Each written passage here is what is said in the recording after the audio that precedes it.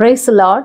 FG ministries வேத உரையாடல் நிகழ்ச்சிக்கு உங்களை மீண்டும் வாழ்த்தி கர்த்தராகிய இயேசுவின் நாமத்தினாலே வரவேற்கிறோம். Praise Lord pastor. Praise Lord. எப்படி இருக்கீங்க? நல்லா இருக்கேன். நீங்க எப்படி இருக்கீங்க? நாங்களும் கர்த்தருடைய கிருபையினால நல்லா இருக்கோம் பாஸ்டர். Praise God. வேதத்தின் அதிசயங்களை பார்க்கும்படி எங்கள் கண்களை திறந்திரலும் அப்படின்னு சொல்லி தாவீது சங்கீதத்துல சொல்லியிருக்கிறாரு. அப்போ வேதத்தில் உள்ள அதிசயங்களை நம்ம கண்களால தான் பார்க்கிறோம், படிக்கிறோம். ஆனா அந்த அவர் சொல்ற அந்த கண்களை திறந்தருளும் அப்படிங்கிறது அதனுடைய உண்மையான அர்த்தத்தை நம்ம புரிந்து கொள்ளணும், உணர்ந்து கொள்ளணும் அப்படின்னு சொல்லி இருக்கிறாருன்னு சொல்லி நான் விசுவாசிக்கிறேன் பாஸ்டர். ஆமா, என்ன அப்படின்னா அந்த மனக்கண் திறக்கப்படுவதை குறித்து நம்ம கண்ணால பார்த்துதான் இதை வாசிக்கிறோம். ஆனால் எத்தனையோ பேருக்கு இது புரியல அப்படின்றாங்களே, இன்ட்ரெஸ்ட் இல்லை அப்படின்றாங்க. அப்ப இதற்குள் ஆண்டவர் வைத்திருக்கிறதான அந்த சத்தியத்தை அவர்கள் புரிந்து கொள்வதை தான் அதிசயங்களை பார்க்கும்படிக்கு, தேவன் அதிசயமானவர்னு உணர்ந்து கொள்வதற்கே அவர் யார் என்று நம்ம உணர்ந்து கொண்டால்தான், அதாவது புரிந்து கொண்டால்தான் அதுவே அதிசயம். அப்ப வேதத்தில் உள்ள அதிசயங்களை பார்க்கும்படிக்கு என் கண்களை திறந்தருளும் என்கிற ஜெபத்தை ஏன் ஏறெடுக்கிறார் அப்படின்னு சொன்னா, வேதத்தை அப்படியே மேலோட்டமாக வாசித்தால் அதுல ஒன்றும் அதிசயத்தை பார்க்க முடியாது, அதுல இருக்கிற உண்மை பார்க்க முடியாது, உண்மை குறித்த காரியங்களை பார்க்க முடியாது என்பதற்காக இது பாத்தீங்கன்னா I am highly dependent on you in this.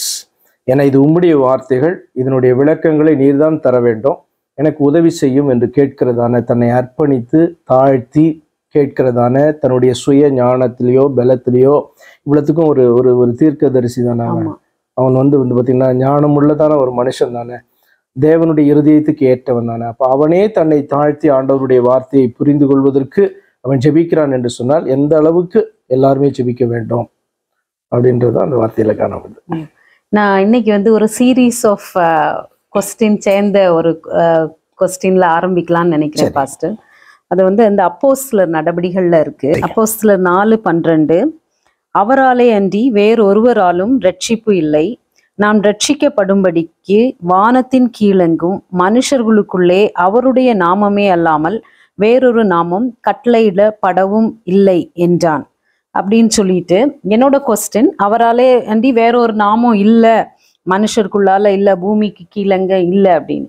இப்போ அதுல சீரீஸ் ஆஃப் கொஸ்டின்ஸ்ன்னு சொன்னா, அப்போஸ்தலர் நடவடிக்கைகள்ல காணப்படுது. பிரசங்கம் பண்ணா கர்த்தராகிய இயேசுவின் நாமத்தினால, விசுவாசம் யார் மேல வைக்கணும், கர்த்தராகிய இயேசுவின் நாமத்தினால, சுகம் யார் நாமத்தினால, கர்த்தராகிய இயேசுவின் நாமத்தினால, பாவ மன்னிப்பு, ஞான ஸ்நானம், ரட்சிப்பு, மரித்தோர் உயிர்த்தெழுதல், இவ்வளவும் கர்த்தராகிய இயேசுவின் நாமத்தினால அப்படின்னு சொல்லி வசனங்கள் தெளிவா இருக்கு.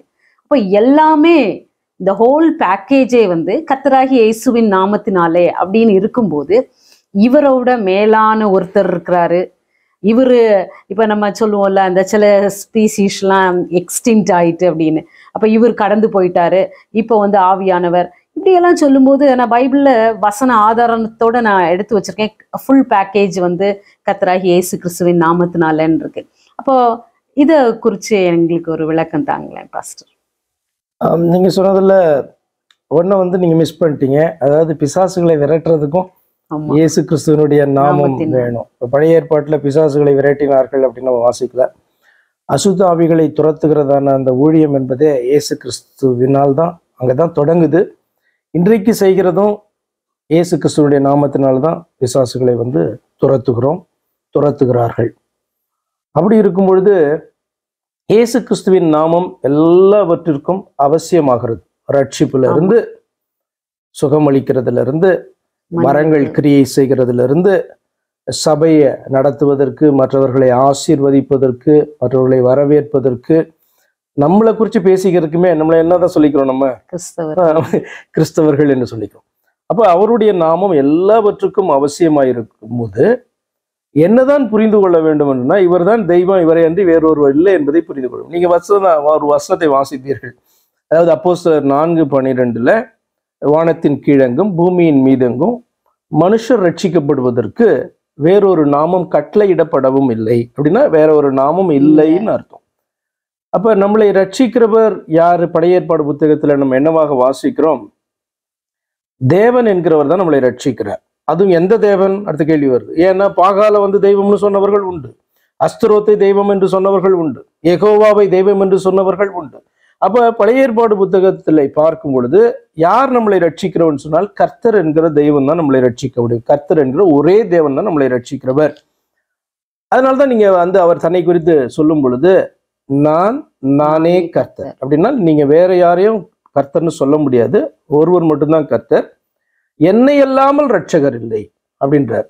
அப்ப நம்ம என்ன அறிந்து கொள்ளுகிறோம்? அதுல இருந்து நம்மளை உண்டாக்கின இந்த வேதத்துல பேசி இருக்கிற அந்த தேவனை அன்றி வேறொரு ரட்சகர் இல்லை என்பது அறிந்து கொள்கிறோம். அப்படி இருக்கும்போது புதிய ஏற்பாடு புத்தகத்துல இப்படியாக ஒரு வசனம் காணப்படுகிறது. வானத்தின் கீழெங்கும் பூமியின் மீதெங்கும் இயேசு கிறிஸ்துவனுடைய நாமமே அல்லாமல் வேறொரு நாமம் கட்டளையிடப்படலை ரட்சிக்கிறதுக்கு மனுஷருக்கு. அப்படின்னா என்னதான் மனுஷனுக்கு புரியணும்? மனுஷனா இருந்தா, வேதத்தை வாசிக்கிறவனா இருந்தா, அந்த வசனத்தை வாசிக்கிறவனா இருந்தா என்னதான் புரிந்து கொள்ள வேண்டும் என்று சொன்னால், அந்த கர்த்தர் என்கிற அந்த ஒரே தெய்வம் என்னை ரட்சிக்கிறதற்கு மனிதனாக வெளிப்பட்டார், நான் அதை விசுவாசிக்கிறேன் என்று சொல்லி. ஆனபடினாலே சிருஷ்டிப்பை குறித்து நீங்க வாசிக்கும் போதும் தம்மை கொண்டு தமக்காக உண்டாக்கினார் அப்படின்னு இருக்கும். இல்ல வேறு விதமாய் சொல்லும் பொழுது எப்படியாய் காணப்படும்? தேவன் எல்லாவற்றையும் உண்டாக்கினார், இயேசு கிறிஸ்துவை கொண்டு உண்டாக்கினார். அப்படின்னா என்ன அர்த்தம்னா, இயேசு கிறிஸ்து என்கிற இன்னொரு நபரை கொண்டு உண்டாக்கவில்லை, தமக்காக தம்மை கொண்டு உண்டாக்கினார் என்கிற வார்த்தையை நீங்கள் வாசிக்கும் போது ஒரு காரியத்தை தான் புரிந்து கொள்ள வேண்டும். அந்த பிதா என்று சொல்லப்படுகிறவர் தான் நமக்காக இயேசு கிறிஸ்துவாக வெளிப்பட்டார். இயேசு கிறிஸ்துவை பார்த்துதான் நம்முடைய தேவன், நம்முடைய கர்த்தர், நம்முடைய ரட்சகர், என்னை ரட்சிக்கிற ஒரே தெய்வம் அப்படின்ட்டு சொல்ல வேண்டுமானால் இயேசு கிறிஸ்துவை பார்த்துதான் சொல்ல வேண்டும். அப்படி அவர்கள் சொல்லுகிறார்கள் சொன்னா எதன் அடிப்படையில சொல்லுகிறார்கள்? பழைய ஏற்பாட்டில் சொல்லப்பட்டிருக்கிற ரட்சகர் ஆகிய என்னுடைய சிருஷ்டிகர் என்கிற அதே தேவன் தான் இவர் என்று சொல்ல வேண்டும். அப்ப எல்லாத்துக்கும் இயேசு கிறிஸ்துடைய நாமம் வேணும். ஆனால் சபைக்குள்ள வரும்பொழுது இயேசு கிறிஸ்துன்ற நாமம் ஒரு ஓரமா தள்ளப்படுறதான ஒரு நாமமாக, அல்லது பிதா குமாரன் பரிசுத்த ஆவி என்கிற நாமம் இயேசு கிறிஸ்து என்கிற நாமத்துக்கு மேற்பட்டதான ஒரு நாமமாக சபையாருக்குள்ளாக அறியப்பட்டிருக்கிறது. அதற்கு காரணம் என்ன அப்படின்னு சொன்னா, பிதா குமாரன் பரிசுத்த ஆவி என்கிற வார்த்தைகள் நம்முடைய கர்த்தராகிய இயேசு கிறிஸ்துவையே குறிக்கிறது என்பதை அறியாதிருக்கிறார்கள். பிதா குமாரன் பரிசுத்த ஆவி என்கிற அந்த 3 வார்த்தைகளும் நாமங்கள் என்று எண்ணிக்கொண்டிருக்கிறார்கள். சிலத்தை கேட்ட நாமங்கள் அல்ல, அது நாமம்னு சொல்லுவாங்க. அது நாமம் கிடையாது. பிதா என்பதும் குமாரன் என்பதும் பரிசுத்த ஆவி என்பதும் நாமம் அல்ல. இயேசு கிறிஸ்து என்பதுதான் நாமம். இயேசு என்பதுதான் நாமம். அது யாரை குறிக்கிறது? நம்மை உண்டாக்கின தேவனை குறிக்கிறது. இயேசு என்று சொன்னால் அந்த தெய்வம் தான் என்னுடைய ரட்சகர். புரியறதுக்காக அப்படி சொல்றேன். எக்ஸாக்ட் மீனிங் என்னன்னா, ஜெகோவா இஸ் சால்வேஷன். அதாவது எகோவா என்கிற தேவனே ரட்சிக்க முடியும், ரட்சகர் என்றுதான் அதனுடைய அர்த்தம். அப்ப இயேசு என்கிற வார்த்தையினுடைய அர்த்தமே அதுதான். நீங்க ஒருவன் இயேசு அப்படின்னு சொல்லுகிறான்னா என்ன சொல்றான்? எகோவா என்கிற தேவன் என்னுடைய ரட்சிப்பானவர், என்னை ரட்சிக்கிற தெய்வம் அப்படின்ட்டு இயேசுவானவரை பார்த்து சொல்லுகிறான். அப்ப இயேசுன்ற வார்த்தையினுடைய அர்த்தமே தெரியாதவர்களாக தான் இவர்கள் என்ன சொல்லுகிறார்கள்? இயேசு 2வது நபர் அப்படின்னு சொல்லுகிறார்கள். அது பாத்தீங்கன்னா வேதத்துல சொல்லுகிற நாம அறிவித்து கொண்டு இருக்கிறதான இயேசு அல்ல, அது வேறொரு இயேசு. அப்ப இது பிசாசனுடைய தந்திரமாக தான் நீங்க பார்க்க வேண்டும்.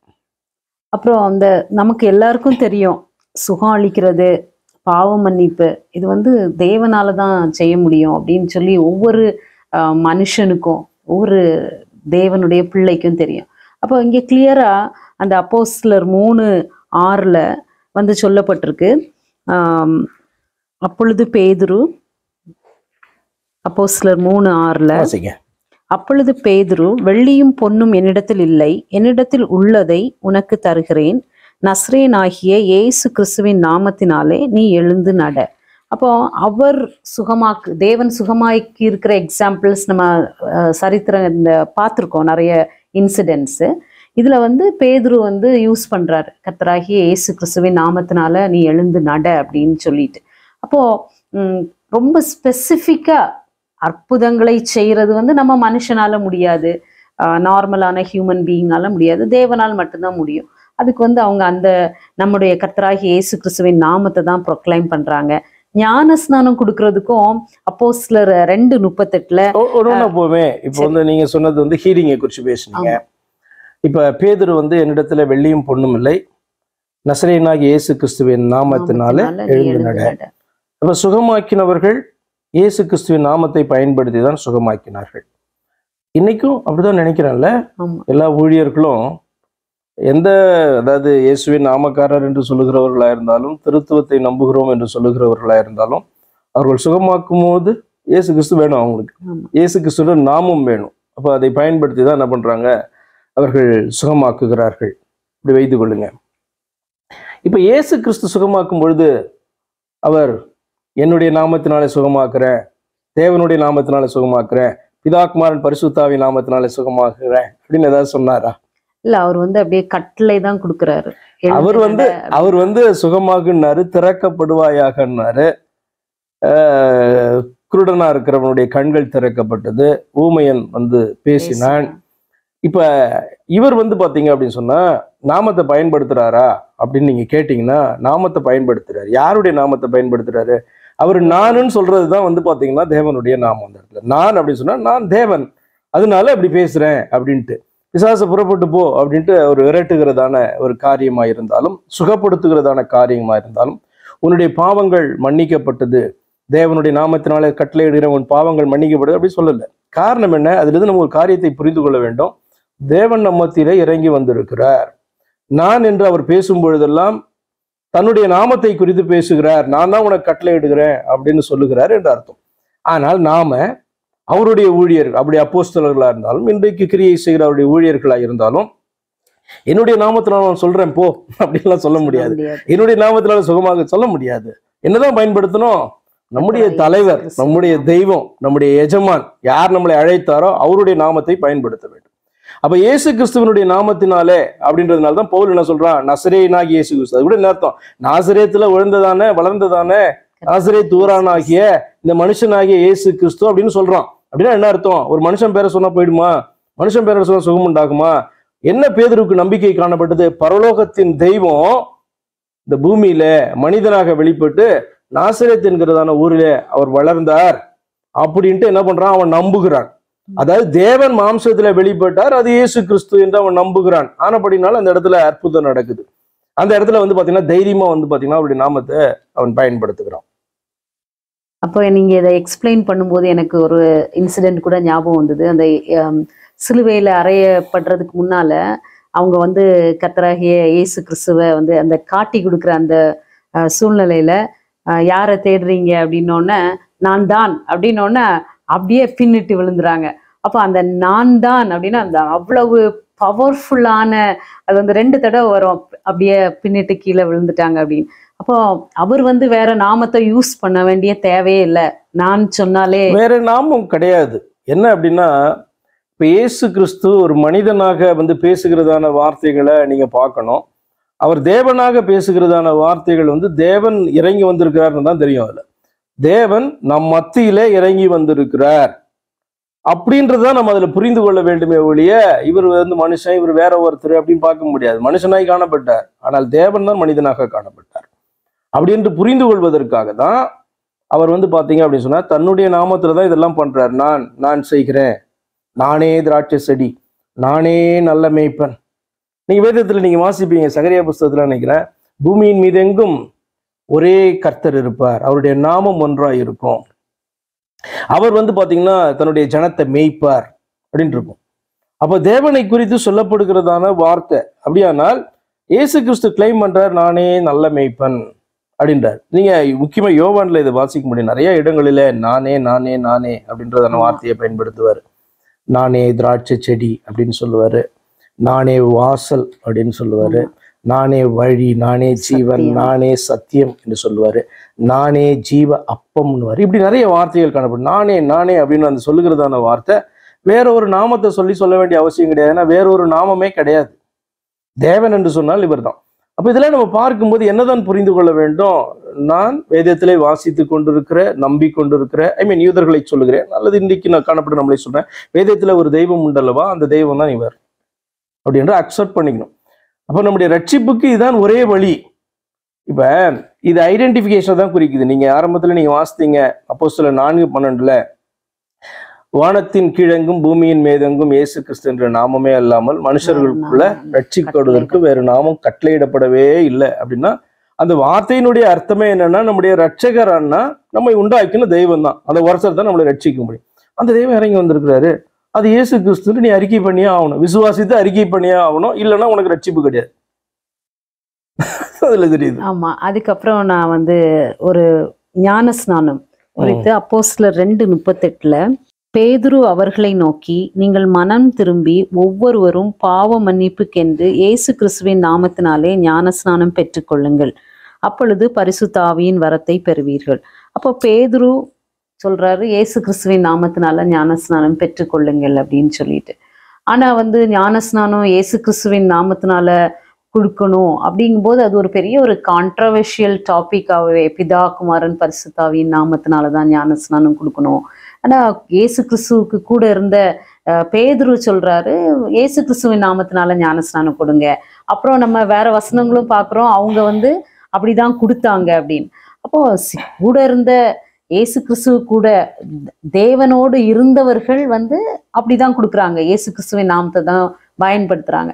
அவங்க வந்து மிஸ்லீட் பண்ணல அப்படின்னு தான் நான் விசுவாசிக்கிறேன். ஆனா ஊழியர்கள் வந்து அப்படி ஞானஸ்நானம் கொடுக்கணும்னா அது வந்து அக்செப்ட் பண்ணிக்கிடவே மாட்டேங்கிறாங்களே பாஸ்டர். அப்போ அதுல பேதுரு தப்பா ஞானஸ்நானம் கொடுத்துட்டாரா இல்ல அவங்க மிஸ்லீட் பண்ணல அப்படின்னு நான் நம்புறேன்னு சொல்றீங்க? நிச்சயமா மிஸ்லீட் பண்ணல. ஏன்னா மிஸ்லீட் பண்ணியிருந்தா அவருடைய பேர் வந்து கள்ள அப்போஸ்தலன்னு வந்திருக்கும். ஆனா பேதுரு நல்ல அப்போஸ்தலன்னு நம்ம நம்புறோம் இல்லையா? அப்படி இருக்கும்போது மிஸ்லீட் பண்ணனா அவர்கள் ஊழியர்கள் என்ற பெயர்ல வைக்கப்பட்டிருக்க மாட்டாங்க. இவர்கள் அப்போஸ்தலனுடைய வேஷத்தை தரித்து கொண்டிருக்கிறவர்கள் என்று இன்னொரு அப்போஸ்தலன் காட்டி கொடுத்திருப்பான். ஆனால் பவுல் வந்து பேதுருவை குறித்து சாட்சி சொல்லும் பொழுது நல்ல சாட்சியை தான் சொல்லுகிறான் இல்லையா? அப்ப ஆனபடினால்தான் இவர்களுடைய வார்த்தைகள் வேதத்திலே நமக்கு இன்ஸ்ட்ரக்ஷனாக வைக்கப்படும்படி தேவனால் அனுமதிக்கப்பட்டிருக்கிறது. அப்ப நம்ம இந்த இயேசு கிறிஸ்துவனுடைய நாமத்தினாலே ஞானஸ்நானம் என்கிற காரியத்தை குறித்து நம்ம வேத உரையாடல்ல கூட நம்ம பார்த்துருக்கோம்னு நினைக்கிறேன். அப்ப இப்படியாக நீங்க பாருங்களேன், இது நான் ஒரு சின்ன ஒரு அசைன்மெண்ட்டா வந்து கொடுக்குறேன் பார்க்கிறவர்களுக்கும் சரி நீங்களும் சரி. இப்ப இயேசு கிறிஸ்து மரித்து அடக்கம் பண்ணப்பட்டு 3ஆம் நாள் உயிரோடு எழுந்து தான் உயிரோடு இருக்கிறவராக 40 நாள் அளவும் இந்த சீஷர்களுக்கு தம்மை காண்பித்தார். போய் காத்திருங்கள் என்று சொன்னார். காத்திருந்து பெந்தேகொஸ்தே நாளின் போது தேவ ஆவியானவராக அவர்களுக்குள்ளே வந்தார். திரும்பவும் சொல்லுகிறேன், அது ஆண்டவராகிய இயேசு கிறிஸ்துவை தான் குறிக்குது. கர்த்தரே ஆவியானவர் அப்படின்ற வார்த்தையின்படி, நான் உங்களை விட்டு விலகுவதில்லை, உங்களை கைவிடுவதில்லை என்கிறதின்படி, நான் உலகத்தின் முடிவு பிறந்த சதா காலம் உங்களோடு கூட இருக்கிறேன் என்ற வார்த்தையின்படி, குமாரனாக அல்ல, மாம்ச சரீரத்தோடு அல்ல, ஆவியாக தேவனாக நான் உங்களுக்குள்ளே வாசம் பண்ணுகிறேன், வருவேன் என்று சொன்னதான அந்த வார்த்தையின் படி என்ன பண்ணாங்க? 50வது நாள்ல தேவன் வந்த பிறகுதான் பாத்தீங்கன்னா, பெற்றுக்கொண்ட பிறகு தேவனை அவர்களுக்குள் பெற்றுக்கொண்ட பிறகு, இப்படி பாத்துக்கோங்களேன், இயேசு கிறிஸ்து அவர்களுக்கு அருகிலே காணப்பட்டார், பக்கத்திலேயே இருந்தார். இயேசு கிறிஸ்து சொன்னது நிறைய வந்து புரியவே இல்லை அவங்களுக்கு. அவர்கள் உயிரோடு எழுந்த பிறகு என்ன பண்றாங்க? இயேசு கிறிஸ்து சொன்னதை நினைவு கூர்ந்தார்கள், இப்படி சொன்னார் இப்படி சொன்னார் அப்படின்லாம் புரியுது. அப்ப இயேசு கிறிஸ்து, அதாவது தேவன் மனிதனாக அவர்கள் பக்கத்திலேயே இருந்து உட்கார வச்சு சொல்லி கொடுத்தாலும் புரியாதது, அந்த தேவன் உள்ள வந்த பிறகு எல்லாம் புரிய ஆரம்பிக்குது. இன்ட்ரெஸ்டிங் இல்ல? இயேசு கிறிஸ்து கூடயே 3.5 வருஷம் என்ன பண்றாரு? மனிதனாக ஒரு ஃப்ரெண்டா சுத்திட்டே இருக்கிறார் மாம்ச சரீரத்துல. அப்பெல்லாம் அவர் பேசுனது புரியாத போது அவர் உள்ள ஆவியாக வந்த பிறகு இதெல்லாம் புரியுது. என்ன? அவர் நம்மள்ட்ட அப்படி பேசினார், நம்மள்ட்ட இப்படி சொன்னார், தன்னுடைய மரணத்தை குறித்து இப்படி சொன்னார், உயிர்த்தெழுதலை குறித்து இப்படி சொன்னார், நம்முடைய இருதயம் கொழுது விட்டு எரியவில்லையா அப்படி என்று சொல்லி என்ன பண்றாங்க? அதற்கு பின்பு பாக்குறாங்க. அப்ப ஆமா ஆமா அப்ப தேவன் உள்ள வந்தே ஆகணும். தேவ ஆவி நமக்குள் வரவில்லை என்று சொன்னால் பக்கத்துல இருந்து பேசினாலும் புரியவே புரியாது. அப்ப இது பக்கத்துலதான் இருக்கு, ஒன்னும் வாசித்தா புரியாது உள்ள தேவனுடைய ஆவி இல்லை அப்படின்னா. அப்ப நான் வந்து ஒரு அசைன்மெண்ட் அப்படின்னு சொன்னேன். என்ன அப்படின்னு சொன்னா, நீங்க உயிரோட எழுந்ததுக்கு அப்புறம் சபை ஆரம்பிக்கப்பட்ட பின்பு, அதற்கு பின்பு அந்த அப்போஸ்தலர்களோ சீஷர்களோ சுவிசேஷகர்களோ சபையோ ஞானஸ்நானத்தை கொடுக்கும்போது, சபையின் ஊழியர்கள் ஞானஸ்நானத்தை கொடுக்கும் பொழுது எங்காவது பிதா குமாரன் பரிசுத்தாவின் நாமத்தினால ஞானஸ்நானம் கொடுக்கிறேன் என்று கொடுத்தார்களா? அப்படி இல்லை. நீங்க வந்து கண்டுபிடிக்கணும். நீங்க உட்கார்ந்து வாசித்து கேட்கிறவர்களும் என்ன பண்ணணும்? கண்டுபிடி. அப்படி இருக்கா பைபிள்ல? அப்படி பைபிள்ல இல்லையே. எல்லாரும் எப்படி கொடுத்துருக்காங்க? திரும்பவும் சொல்றேன், ஆன்சரை சொல்லிடுறேன். எல்லாரும் கர்த்தராகிய இயேசு கிறிஸ்துவின் நாமத்திலே ஞானஸ்நானம் கொடுத்தார்கள், கர்த்தருடைய நாமத்திலே என்று சொல்லி ஞானஸ்நானம் கொடுத்தார்கள். சில இடத்துல இயேசுவின் நாமத்தினாலே என்று சொல்லப்பட்டிருக்கும். ஏன்னா அவர்களுக்கு வித்தியாசம் கிடையாது. கர்த்தர்னு சொன்னா இயேசுவை தான் குறிக்கிறது, இயேசுன்னு சொன்னா கர்த்தரை தான் குறிக்கிறது, கர்த்தராகிய இயேசு கிறிஸ்து அப்படின்னு சொன்னாலும் இவரை தான் குறிக்கிறது என்று அவர்கள் அறிந்து அதை செய்தார்கள். அப்படியானால் கேட்கிறவர்கள் சிந்தித்து பார்க்க வேண்டும், வேதம் இப்படியாக சொல்லுகிறது என்றால் இன்றைக்கு பிதாகுமாரன் பரிசுத்தாவி என்கிறதான வார்த்தைகளை சொல்லிதான் ஞானஸ்நானம் கொடுப்பேன் என்று சொல்லுகிறவர்கள் எங்கிருந்து புறப்பட்டு வந்தார்கள்? இந்த வேதத்திற்கும் அவர்களுக்கும் என்ன சம்பந்தம்? இவர்கள் எதை தங்களுடைய வேதமாய் கொண்டிருக்கிறார்கள் என்கிற கேள்வியை எழுப்ப வேண்டும். உண்மையா பிதாகுமாரன் பரிசுத்தாவி நாமத்துல ஞானஸ்நானம் கொடுங்கள் என்று இயேசுவானவர் சொன்னதின் படி கொடுத்தவர்கள் யார் என்று சொன்னால் அப்போஸ்தலர்கள் தான். ஏன்னா பிதாகுமாரன் பரிசுத்த ஆவி என்கிற வார்த்தைகள் நம்முடைய கர்த்தராகிய இயேசு கிறிஸ்துவை குறிக்கிறது என்று அறிந்து கொண்டு அவர்கள் போய் இயேசு கிறிஸ்து நாமத்துல ஞானஸ்நானம் கொடுத்தார்கள். அதுதான் பவுல் அங்க வந்து பாத்தீங்கன்னா சொல்றார். அப்ப எங்களுக்கு புரிஞ்சது, நாங்கள் அவருடைய நாமம் இன்னதென்று அறிந்து ஞானஸ்நானம் கொடுத்தோம். ஆனா இன்னைக்கு புரியாதபடிக்கு பிதாகுமாரன் பரிசுத்த என்பது 3 நபர்களை குறிக்குது, இயேசு கிறிஸ்து நாமத்துல கொடுத்தா அது குமாரனை மாத்திரமே இவர்கள் நம்புகிறார்கள் என்று தந்திரமாக பிசாசு என்ன பண்றான்? விக்கிரக ஆராதனை உள்ள கொண்டு வருகிறான். இயேசு கிறிஸ்து மாத்திரமா? வேணாம், பிசாசு வர்றதுக்கு பயன்படுத்திக்கோ, ரட்சிக்கப்படுறதுக்கு வச்சுக்கோ, சுகமாக்குறதுக்கு இயேசு கிறிஸ்து நாமத்தை வச்சுக்கோ. ஆனால் பிதாகுமாரன் பரிசுத்தாவி என்கிற வார்த்தைகள் 3 நபர்களை குறிக்கிறது என்று நீ நம்பு அப்படின்னு சொல்லி என்ன பண்றான்? பிசாசு ஏமாற்றி வைத்திருக்கிறார். அதற்கு பின்பாக போகிறதான போதகர்கள், சபையை நடத்துகிறவர்கள், இது இன்னைக்கு நேரத்துல ஆரம்பிச்சது இல்ல, இயேசு கிறிஸ்து சொன்னதை கேட்பியா, பேதுரு சொன்னதை கேட்பியா அப்படின்றார்கள். அப்படியானால் இவர்கள் வேதத்திலே காணப்படுகிறதான இந்த புதிய ஏற்பாடு புத்தகத்தை முழுவதுமா எடுத்துடணும். இயேசு கிறிஸ்துவ எழுதினாரு, சிந்திச்சு பாருங்க. இது எல்லாமே தேவ ஆவியினால் ஏவப்பட்டு சீஷர்கள் எழுதினார்கள், தேவ மனுஷர்கள் எழுதினார்கள். வேதம் சொல்லுகிறது. மத்தேயு யார் எழுதினது? மத்தேயு என்கிற சீஷர் எழுதினார். மார்க்கு என்கிற சீஷர் எழுதினார். லூக்கா, யோவானா இருக்கட்டும், அப்போஸ்தலர் லூக்கா எழுதுகிறார். லூக்கா தான் அப்போஸ்தலர் நடவடிக்கைகளை எழுதுறார். அதற்கு பின்பு வருகிறதான நிருபங்கள் எல்லாம் பவுல், பேதுரு, யோவானு, யாக்கோபு, யூதா இவர்கள் எல்லாம் எழுதுறாங்க. இதுல இயேசு கிறிஸ்து உட்கார்ந்து எழுதினார்னு எங்கேயாவது இருக்குதா? அப்ப இயேசு கிறிஸ்து சொன்னார் இதை, இயேசு கிறிஸ்து செய்தார் இதை என்பதற்கு நாங்கள் சாட்சிகள் என்று ஊழியர்கள் எழுதுகிறார்கள். அப்ப இந்த ஆர்கியூமெண்டே தப்பு இல்லையா? ஏன்னா என்கிட்ட ஒருத்தர் கேட்டார், அதனாலதான் சொல்லுகிறேன். என்ன அப்படின்னா, இயேசு கிறிஸ்து என்ன சொன்னார் அதை கேட்பியா, இல்ல பேதுரு சொன்னதை கேட்பியா நீ அப்படின்னா, இவர் வேதத்தை அறியாத ஒரு மனுஷன் அப்படின்னு அர்த்தம். அப்ப இயேசு கிறிஸ்து சொன்னதான வார்த்தையின் கருத்து புரியாதபடி இதை ஒரு டிஸ்பியூட் ஆக்குறாங்க, அல்லது தவறாக என்ன பண்றாங்க, தங்களுடைய தெய்வத்தை பிதாகுமாரன் பரிசுத்தாவி என்ற பெயர்ல கொண்டு வராங்க. பிதா, எங்களுடைய பிதா இயேசு கிறிஸ்து. குமாரன் சொன்னால் அந்த ஒரே பிதா எங்களுக்காக மனிதனாக மாம்ச சரீரத்தில் வெளிப்பட்டார். பரிசுத்த ஆவி என்று சொன்னால் தேவன் எங்களுடைய பிதா ஆவியாய் இருக்கிறார், அவரை தான் அது குறிக்கிறது, அவர் தான் எங்களுக்குள்ள வந்திருக்கிறார் அப்படின்னு நம்புகிறதை குறிக்குது. ஆனால் இவர்களோ 3 பேர் 3 நபர்கள், வெவ்வேறு தனித்தனி தன்மை உள்ள நபர்கள், இப்படியாக நம்பு என்று 3 விக்கிரகங்களை இதுல இருக்கிற இந்த வார்த்தையை, நம்முடைய தெய்வத்தை குறிக்கிற வார்த்தையை பயன்படுத்தி கொண்டு வருகிறார்கள். ரொம்ப அநியாயம் மாத்திரமல்ல, இது பயங்கரமான அயோக்கியத்தனம், வஞ்சகம். உனக்கு சத்தியத்தை விசுவாசிக்கிறதுக்கு உனக்கு இஷ்டம் இல்லையா, நீ பொய் தான் விசுவாசிப்ப. இப்போ நம்மளுடைய கண்கள் திறக்கப்படணும் அப்படிங்கிறது எவ்வளவு முக்கியம் அப்படின்னு சொல்லி இதுல இந்த நீங்க சொன்ன ஆன்சர்ல இருந்து பார்த்துக்கலாம். இன்னொரு காரியம், நம்ம இப்படி கூட எடுத்துக்கலாமே, பிதாகுமாரன் பரிசுத்தாவின் நாமத்துலதான் ஞானஸ்நானம் எடுப்பேன் அப்படின்றாங்களா? அப்படின்னா என்ன எடுக்கணும்னா இயேசு கிறிஸ்து நாமத்துல எடுக்கணும்னு அர்த்தம். உண்மையா பிதாகுமாரன் பரிசுத்தாவின் நாமத்துல ஞானஸ்நானம்னா அது கர்த்தராகி இயேசு கிறிஸ்துவின் நாமத்துல எடுக்கிற ஞானஸ்நானத்தை குறிக்கிறது. அது கூட தெரியாம நான் இப்படி கொடுக்க மாட்டேன், இப்படிதான் கொடுப்பேன் அப்படின்னு சொன்னா சத்தியத்தையே அறியாததான ஜனங்கள். வேதத்துக்கும் அவர்களுக்கும் அந்த ஊழியத்திற்கும் சம்பந்தமே இல்லை, அந்த சபைகளுக்குமே சம்பந்தம் இல்லை. சத்தியத்தை அறிஞ்சா கூட இப்ப வேதம் அப்படி சொல்லுதுன்னு சொல்லி நம்ம வசனங்களை ஆராய்ந்து பார்க்கும்போது நமக்கு வெளிப்பட்டா கூட அதை அக்செப்ட் பண்ணிக்கிறதுக்கோ, அதை பழைய அந்த தவறான காரியங்களை தள்ளுவதற்கோ மனுஷனுக்கும் அநேக ஊழியக்காரர்களுக்கும் கூட விருப்பம் இல்லைன்னு கூட சில வேளை தோணுது பாஸ்டர். அப்படி கூட இருக்குமா?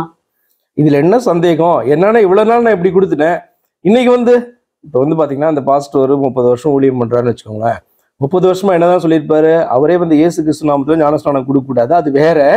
அது ஒருத்தரை மட்டும் நீ ஏற்றுக்கொள்றது, நீ 3 பேரை ஏற்றுக்கொள்ளணும், பிதாகுமாரன் பரிசுத்தாவின் நாமத்துல ஞானஸ்நானம் கொடுக்குறேன்ட்டு கொடுத்துட்டே இருந்திருப்பாரு. இன்னைக்கு நம்முடைய வேத உரையாடலை கேட்டு அவர் இப்போ ஒரு ஆராய்ச்சி செய்து வேதத்தெல்லாம் திரும்ப வாசிச்சு எங்கேயாவது எந்த அப்போஸ்தலர்களாவது இதை கேட்டவர்கள் போய் நான் பிதா குமாரன் பரிசுத்தாவின் நாமத்தில் ஞானஸ்நானம் கொடுக்கிறேன் என்று சொல்லி கொடுத்தார்களா என்று தேடி பார்த்தார்னா அப்படி இல்லவே இல்லை. அப்படின்னா அவருக்கு அப்போ புரியும், நம்ம யாருக்கு தான் இவ்வளவு நாள் ஊழியம் பண்ணிட்டு இருக்கோம், நம்ம வேதத்துல இருக்க வார்த்தையை வைத்து புரட்டி நம்ம என்ன சொல்லி கொண்டு இருக்கிறோம் என்பது புரிய ஆரம்பிக்கும். அப்போ அவர் என்ன பண்ணணும், இவ்வளவு நாள் நான் தப்பா கொடுத்துட்டேன், இவ்வளவு நாள் நான் இந்த தெய்வத்துக்கே ஊழியம் பண்ணல, இயேசு கிறிஸ்துவ இவ்வளவு நாள் சிறுமைப்படுத்தி கொண்டு இருந்தேன், அவர் 3 பேர்ல ஒருத்தர் சொல்லிட்டு இருந்தேன், ஆனா தேவன் ஒருவர் தான், அவர் தான் எனக்காய் மனிதனாய் வெளிப்பட்டார் என்பதை அங்கீகரிக்காததான ஒரு மனுஷனாய் நான் காணப்பட்டிருக்கேன். அக்செப்ட் பண்ண முடியுமா அவரால்? 30 வருஷம் ஊழியம் பண்ணவரால் முடியுமா?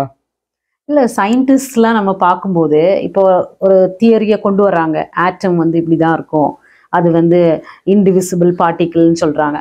அப்புறம் அதை வந்து அவங்க தியரின்னு அவங்க ப்ரூவ் பண்றாங்க, அந்த கவுன்சில் வந்து அக்செப்ட் பண்ணுது. இன்னும் அடுத்தது வராரு, இல்லை அதுக்குள்ளால புரோட்டான் இருக்கு, நியூட்ரான் இருக்கு, இல்லை அதை டிவைட் பண்ண முடியும். அப்போ ஆட்டோமேட்டிக்காக ப்ரூவ் பண்ணும்போது உலகத்தின் ஞானியே வந்து அக்செப்ட் பண்ணிக்கிறாங்கல்ல. அப்போ ஏன் தேவனுடைய மனுஷன் வந்து வேதத்தின்படி ப்ரூவ் பண்ணும்போது அக்செப்ட் பண்ண முடியல? இப்படி பார்த்துக்கோங்களேன்.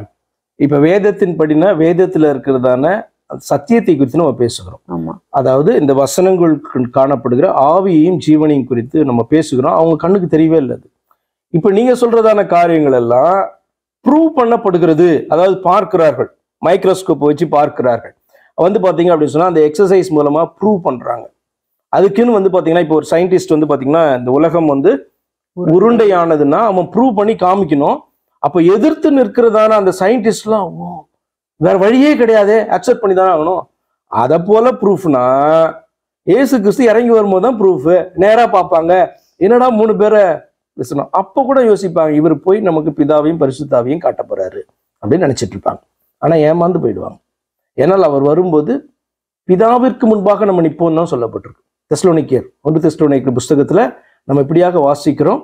என்ன அப்படின்னா, அவர் தன்னுடைய பரிசுத்த தூதர்களோடு வரும்போது நாம எங்க நிற்போம்னா பிதாவுக்கு முன்பாக நிற்போம் அப்படின்னு சொல்லப்பட்டிருக்கு. அப்ப அப்படியாக அக்செப்ட் பண்ணாதவங்களுடைய நிலைமையை நீங்க சிந்தித்து பாருங்க. அப்ப நீங்க சொன்னது மாதிரி ப்ரூவ் பண்றதுன்னா வசனத்தை வச்சு ப்ரூவ் பண்ணா அக்செப்ட் பண்ணிக்க மாட்டான். ஏன்னா ஒரு வசனத்தை வாசிக்கும் பொழுதே அவனுக்கு தெரியும். இப்போ உதாரணத்திற்கு ஏசாயா 9:6 பாலகன் குமாரன் என்று சொல்லப்படுகிறவர் யாருன்னா நித்திய பிதான்னு சொல்லப்பட்டிருக்கு. இந்த வசனத்தை விட வேற என்ன வசனம் வேணும்? சரி, அதுதான் எனக்கு போதாது அப்படின்னு சொன்னா இங்க வந்தா பவுல் சொல்றாரு, அந்த தேவன் தான். தேவனை யார சொல்லுவா? பிதாவை தானே தேவனை சொல்லணும். நம்மளை உண்டாக்கினவர் தானே, அவர் ஒருவர் தானே, பிதானா ஒருத்தர் தானே குறிக்குது. அந்த தேவன் மாம்சத்துல வெளிப்பட்டான்னு பவுல் எழுதுறாரு. இல்ல நான் அக்செப்ட் பண்ணிக்கவே மாட்டேன் அப்படின்னா எப்படி ப்ரூவ் பண்ணுவீங்க? வேத வாக்கியங்கள் ரொம்ப சிம்பிளா உனக்கு புரியுற மாதிரி, உன் புத்திக்கு புரியுற மாதிரி தான் சொல்லி கொடுக்குது. சுவிசேஷம் அப்படிதான் சொல்லுது. ஆனா எனக்கு ப்ரூவ் பண்ணு வேத வசனம் தான் இவ்வளவு கிளியரா இருக்கும்போது என்னத்தை ப்ரூவ் பண்றது? திருஷ்டாந்தப்படுத்தி காண்பித்தாலும் ப்ரூவ் பண்றது ஒரே வழிதான்.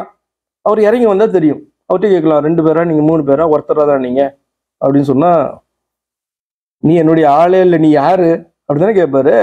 கர்த்தாவே கர்த்தாவே கர்த்தாவே கர்த்தாவே நீ இயேசு கிறிஸ்து எங்களுக்கு தெரியும், நீர் எங்களுடைய வீதிகளிலே நீர் வந்து பாத்தீங்கன்னா அற்புதங்களை செய்தீர்ன்ட்டு ஒரு யூதன் சொன்னா கூட, யாரு உனக்கு எனக்கு என்ன சம்பந்தம்? உன்னை ஒரு காலம் அறியேன், ஒருபோது நீ என்னை கர்த்தர் நீ ஏற்றுக்கொள்ளவே இல்லையே. நீ யெகோவா என்கிறதான தெய்வத்தை கர்த்தர் சொல்லிட்டு இருந்த, அந்த யெகோவா என்கிற தெய்வம் நான் தான். நான் மனுஷனா உன்னை ரட்சிக்கிறதுக்கு வந்தேன், நீ ஆனா என்ன வேற ஒருத்தர் சொல்லிட்ட. வேறொருவர், திரும்பவும் பாயிண்ட் பண்றேன், வேறொருவர் என்று சொல்லிவிட்டாய். ஆனபடினாலே உன்னை ஒரு காலம் அறியேன். கிறிஸ்தவர்கள் இயேசுவானவரை வேறொருவர் என்று சொன்னார்கள்னா, அதாவது பிதாவிலிருந்து மாறுபட்ட 2வது நபராகிய வேறொருவர் என்று சொன்னார்கள்னா, இயேசு கிறிஸ்து இதே வார்த்தையை தான் சொல்றாரு, உன்னை ஒரு காலம் அறியேன். நீ என்ன கர்த்தர்னு சொல்ற, கர்த்தர்னா ஒருத்தர் தான் சொல்லணும். அது யாரை சொல்லணும்னா உன்னை உண்டாக்கின தெய்வத்தை தான் நீ கர்த்தர்னு சொல்லணும். ஆனா நீ என்ன கர்த்தர்னு சொல்ற, ஆனா பிதான்றவர் இன்னொருத்தர் சொல்ற. அப்படி ஆனால் நீ வேறொருவர் என்னை சொல்லுகிறாயே, நான் உன்னை ஒரு காலம் அறியேன் அப்படித்தானே சொல்லுவாரு. அவர்கிட்ட போய் நாங்க எங்க வீதியில வந்தீரே, எங்களுக்கு பிரசங்கம் பண்ணீரே, ஏன்னா அற்புதங்களை செய்தீரே, நான் கண்ணாலே பார்த்தேனே, உயிரோட நீ லாசருவை எழுப்பினதை கூட பார்த்தேனே, நாங்க இருந்தோம் ஒருத்தன் சொல்லலாம். உயிர் தெழுதலின் போது கர்த்தர் என்ன சொல்லுவாரு? உன்னை ஒரு காலம் அறியேன், ஏன்னா நீ என்னை வேற ஒருவர்னு சொன்ன. அப்போ நம்ம வந்து கண்கள் திறக்கப்பட்டவர்களாய், நம்ம மன கண்கள் திறக்கப்பட்டவர்களாய் இருக்கணும். அந்த அதிசயத்தை விளங்கி கொள்ள, அந்த அதிசயம் விளங்கும் போது வெளிப்படும் போது நம்ம விசுவாசிகளாகவும் இருந்ததை விசுவாசிக்கணும்னு சொல்லி எக்ஸ்பிளைன் பண்ணீங்க பாஸ்டர். இன்னும் அநேக கேள்விகள் இருக்கு. நம்ம மீண்டும் அடுத்த வேத உரையாடல்ல சந்திக்கலாம் பாஸ்டர். Praise the Lord.